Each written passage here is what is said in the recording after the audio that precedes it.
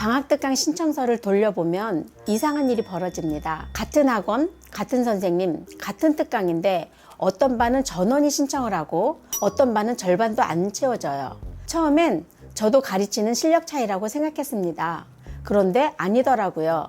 잘 가르치는데도 신청을 못 받는 학원이 생각보다 아주 많습니다. 반대로 솔직히 수업 자체는 평범한데 특강만 열면 자리가 꽉 차는 학원도 있어요. 과연 그 차이는 어디서 오는 걸까요? 안녕하세요. 삼성영어 셀레나 동남부지사장 박성념입니다. 오늘은 방학특강 이야기를 해보려고 합니다. 그런데 신청 많이 받는 방법, 열심히 전단지를 돌린다 같은 이야기는 아닙니다. 특강을 어떻게 바라보느냐, 그 관점 이야기예요. 사실 특강 신청수 차이도 거기서 갈리거든요. 대부분의 원장님들이 특강을 신청 숫자로만 봅니다. 이번에 몇 명 받았나? 매출이 얼마나 늘었나? 당연한 거예요. 저도 학원 할 때 그 숫자만 먼저 봤습니다. 그런데 특강을 그 숫자로만 보면 신기하게 학원이 잘 안 됩니다. 방학 한참 반짝하고 다음 방에 또 시작하게 되거든요. 제가 보는 특강은 좀 다릅니다. 특강은 우리 학원을 학부모 머릿속에 각인시키는 일이에요. 거창하게 들리실 수도 있는데 사실 별거 아닙니다. 방학이 끝났을 때 학부모님 마음속에 이 학원은 좀 다른 애가 남느냐 아니면 아무것도 안 남느냐, 딱 그 차이입니다. 왜 이게 중요하냐? 영어 실력이라는 게 눈에 안 보이기 때문입니다. 우리가 판매하는 물건이 눈에 보이는 물건이면 참 쉬워요. 그런데 영어는 안 그렇잖아요. 학부모는 우리 아이 머릿속에서 실력이 자라는 걸 직접 볼 수가 없습니다. 그래서 학부모가 학원을 믿고 맡길 때 실력 그 자체를 보고 맡기는 게 아니에요. 실력이 잘하고 있다는 증거를 보고 맡기는 겁니다. 아무리 잘 가르쳐도 그걸 보여주지 못하면 학부모 입장에서는 없는 거나 마찬가지입니다. 좀 야박하게 들리실 수 있는데 학부모 입장에서 한번 생각해 보면 당연한 이야기예요. 보이지 않는 걸 믿어달라는 건 사실 무리한 부탁이거든요. 그래서 저는 특강을 이렇게 정리합니다. 특강은 학부모에게 증거를 3번 보여주는 일이다. 시작하기 전에 한 번, 진행하는 동안 한 번, 끝나고 다시 한 번. 이 3번을 다 보여주는 학원하고 가르치기만 하고 안 보여주는 학원은 방학 끝나고 완전히 두 갈래로 갈립니다. 지금부터 이 3번을 하나씩 풀어보겠습니다. 첫 번째는 특강 시작 전입니다. 기대를 심는 단계예요. 여기서 많은 분들이 학생 모으는 것부터 신경 쓰시는데 순서가 좀 다릅니다. 시작은 선생님이에요. 선생님이 이 특강을 그냥 귀찮은 일거리로 느낀다면 그 마음이 그대로 학생에게 전달됩니다. 아이들은 그런 거 귀신같이 알아채거든요. 선생님이 시큰둥하면 아이도 시큰둥해지고, 그러면 그 아이가 집에 가서 특강 이야기를 꺼낼 리가 없습니다. 그래서 특강을 열기 전에 선생님들과 먼저 이야기를 맞춥니다. 선생님들이 아이들에게 실력을 쌓아주고자 하는 마음이 있어야 그 에너지가 학생들에게 제대로 전달이 됩니다. 선생님 마음이 모여졌다면 그 다음은 학생을 한 명씩 들여다보는 일입니다. 이게 의외로 그냥 넘어가기 쉬운 부분인데요. 같은 학년, 같은 반이라도 아이들이 다 다릅니다. 어떤 아이들은 부족한 걸 채워야 하고, 어떤 아이는 잘하니까 더 빨리 나가줘야 하고, 어떤 아이는 슬슬 조금 지루해 하니까 새로운 거를 넣어줘야 해요. 그러니까 학생마다 특강을 들어야 하는 이유가 다 다른 겁니다. 이걸 미리미리 구분해 두는 게 왜 중요하냐면, 그래야 학부모님한테 이래서 땡땡땡이에게 이 특강이 필요합니다 라고 정확하게 전달할 수 있기 때문이에요. 학부모님들이 받아들이는 무게가 완전 다릅니다. 한 가지 더, 저희는 여름하고 겨울을 똑같이 안 봅니다.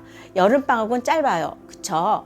그래서 욕심내면 안 됩니다. 짧고 임팩 있게 부족한 부분을 가볍게 보충하는 쪽으로 잡습니다. 반대로 겨울방학은 다릅니다. 상대적으로 날짜가 길죠. 이때는 꼼꼼하게 다져서 한 단계 레벨업하는 걸 목표로 갑니다. 같은 특강이라도 계절에 따라 설계가 달라지는 거예요.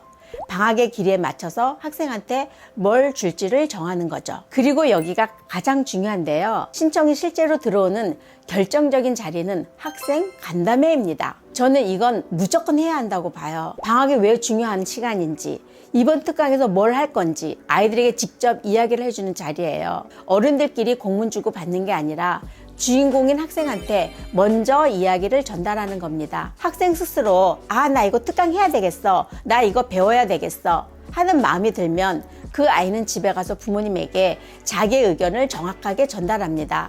엄마, 나 이번 방학에 특강 듣고 싶어요 하고요. 생각해 보세요.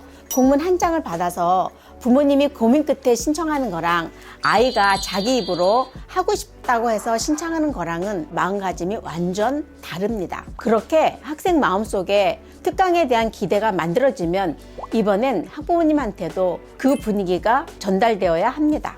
안내문도 보내고 카톡도 보내고 학원 곳곳에 포스터를 도배를 하다시피 하고, 그리고 SNS도 활발하게 운영해줘야 합니다. 굳이 이렇게 여러 경로를 반복하는 데는 이유가 있습니다. 사람은 한 번 보고는 잘 안 움직입니다. 스쳐 지나간 정보는 그냥 잊어버려요. 그리고 보는 창구도 사람마다 다 달라요. 문자만 확인하는 분, 카톡만 보는 분, 블로그나 인스타만 보는 분, 그리고 아이가 가져온 종이 안내문을 식탁에 올려두고 보는 분 다 따로 있습니다. 그래서 같은 메시지를 경로를 바꿔가며 여러 번 흘려보내는 거예요. 그러다 보면 어느 순간 학부모님 머릿속에 정확하게 자리를 잡습니다. 여기까지가 첫 번째 기대를 심는 단계입니다. 사실 신청은 이 단계에서 거의 다 결정납니다. 그런데 신청을 많이 받았다고 끝이 아니에요. 진짜는 특강이 시작된 다음부터입니다. 두 번째 증거를 보여줄 차례예요. 특강이 한참 진행될 때 학부모가 제일 궁금해하는 게 뭘까요? 의외로 결과나 점수가 아닙니다. 우리 아이가 지금 잘하고 있나? 잘 관리받고 있나? 이거예요. 방학이라 아침마다 학원을 보내는데 정작 안에서 뭘 하는지 안 보이니까 슬슬 불안해지는 겁니다.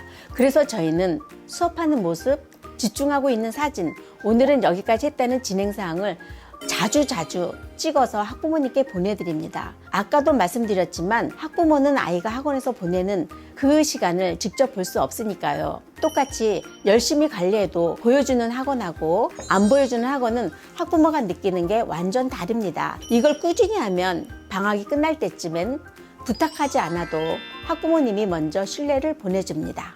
자, 이제 특강이 끝나면 마지막 증거가 남습니다. 저는 여기서 원칙 하나가 있어요. 방학은 무조건 학습 결과로 증명한다.